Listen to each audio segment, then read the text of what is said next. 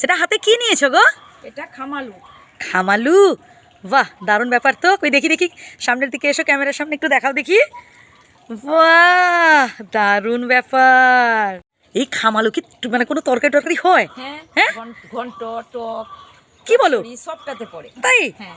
বাহ দারুণ ব্যাপার। বন্ধুরা দেখুন খামালুটাকে দেখুন, আমরা এটাকে খামালু বলি, কিন্তু আপনারা কি বলেন তা কমেন্ট করে জানাবেন। আচ্ছা, খামালুর গায়ে সব কি সব শিকড় টিকড় সব বেরিয়েছে? হ্যাঁ, এগুলো শেকড়। ও এগুলো কি রান্নায় দেওয়া হবে নাকি এটা বাদ দিয়ে দেওয়া হবে? এগুলো ভালো করে ছাড়িয়ে নিব।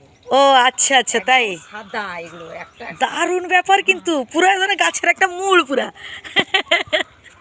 মানে গাছের একটা পুরো একটা মানে বড় পাথরের মতো। বন্ধুরা দেখুন, দেখুন বন্ধুরা, আমি হাতে নিয়েছি, দেখুন বন্ধুরা, খুব সুন্দর একটা জিনিস। তো যাই হোক, আপনারা এটা খেয়েছেন কি না, বা এটা আপনারা কি বলেন বা কি রান্না করেন, আপনারাও কমেন্ট করে জানাবেন।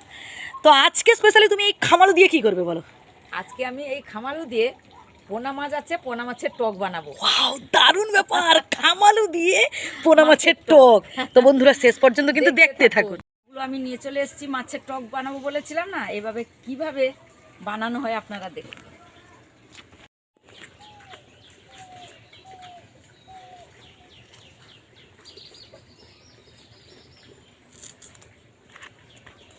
রান্নাঘরে কিন্তু চলে এসেছি, সব কিছু গুছিয়ে নিয়ে চলে এসেছি। প্রথমে আমি কড়া বসিয়ে গ্যাসটা ধরিয়ে দিয়েছিলাম, তেলটা দিয়ে দিলাম মাছ ভাজার জন্য।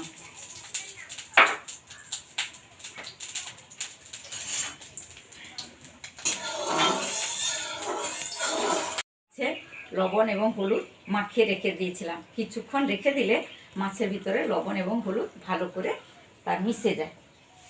এরপর আমি তেল গরম হয়ে গেছে, মাছ দিয়ে দিলাম নিয়েছি।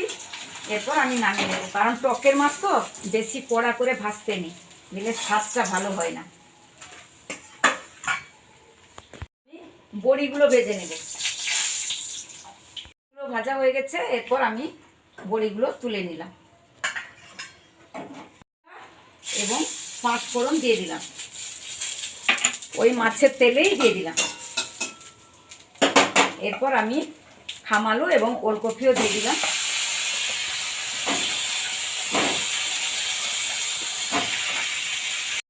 দিয়ে দিলাম।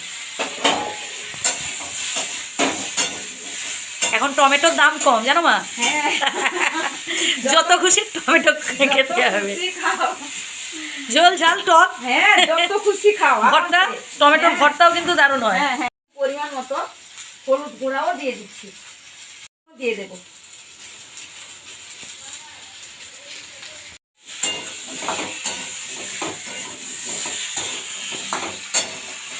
বন্ধুরা এইভাবে এই যে খামালুর টক আপনাদের দেখালাম, এইভাবে আপনারা বাড়িতে বানিয়ে কিন্তু খেতে পারেন, খুব ভালো লাগে।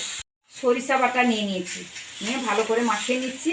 আমার মেয়ে কিন্তু বেশি টক খায় না, সে শুধু টমেটো টকটা ভালোবাসে, যেন একদম না হয়। আমি একটু লুকিয়ে একটু আমচুর দিয়ে দিচ্ছি, আমি একটু বেশি টক খাই।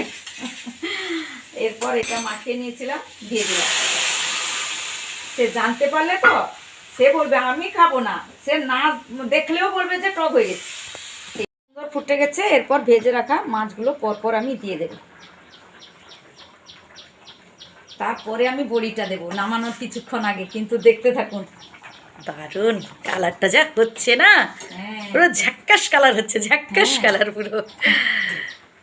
এরপর আমি বড়িগুলো দিয়ে দিলাম, মানে হয়ে নামানোর কিছুক্ষণ আগে দিতে হয়। বড়িগুলো দিলে ভালো থাকে, না হলে একদম পুরা নরম হয়ে যায় না, খেতে ভালো লাগে না। দারুণ হয়েছে টকটা গো মা। আহা, আর এদিকে গরম গরম ভাত, মা ঝরঝরে হয়েছে তো ভাতটা দেখি। এই যে ব্যাস ঝরঝরে ভাত আর মাছের টক, আহ দারুণ। বন্ধুরা এইভাবে বাড়িতে আপনারা খামালু দিয়ে যে টক বানালাম, আপনারা বাড়িতে এবারে পোনা মাছের দিয়ে বা খামালু দিয়ে ওলকপি দিয়ে টক বানিয়ে আপনারা খাবেন। ভালো থাকবেন, সুস্থ থাকবেন, টাটা।